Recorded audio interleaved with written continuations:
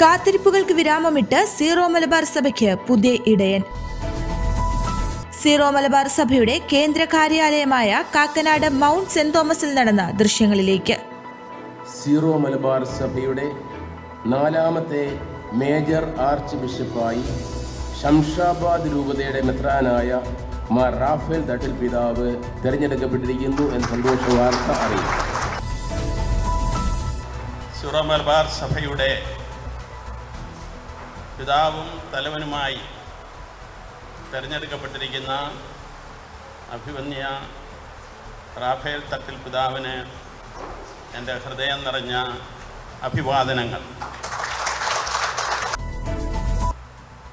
Major arch bishop ആകുമെന്നുള്ളൊരു ചിന്തയോടുകൂടെ ഞാൻ ഈ സിനഡിൽ വന്നതല്ല.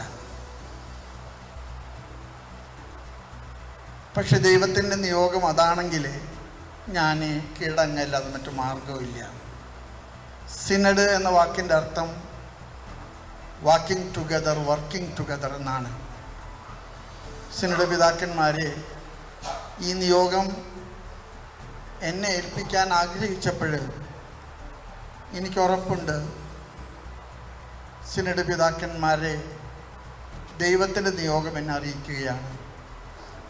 ഞാൻ യോഗ്യത കൊണ്ടോ കഴിവ് കൊണ്ടോ ഏറ്റെടുക്കുകയല്ല, പക്ഷേ ദൈവത്തിൽ ആശ്രയിച്ച് പിതാക്കന്മാരുടെ എല്ലാവരുടെയും സഹകരണത്തോടും നമ്മുടെ വൈദികരുടെയും സമർപ്പിതരുടെയും നമ്മുടെ ദൈവജനത്തിൻ്റെ മുഴുവൻ സഹകരണത്തോടു കൂടെ ഇത് ദൈവാഗ്രഹിക്കുന്ന പോലെ നിർവഹിക്കാൻ പരിശ്രമിക്കുമെന്ന് ഞാൻ വിശ്വസിക്കുന്നു. അപമാനത്തിൻ്റെയും സങ്കടങ്ങളുടെയും സംഘർഷങ്ങളുടെയും ഒക്കെ കാലാവസ്ഥയാണ്.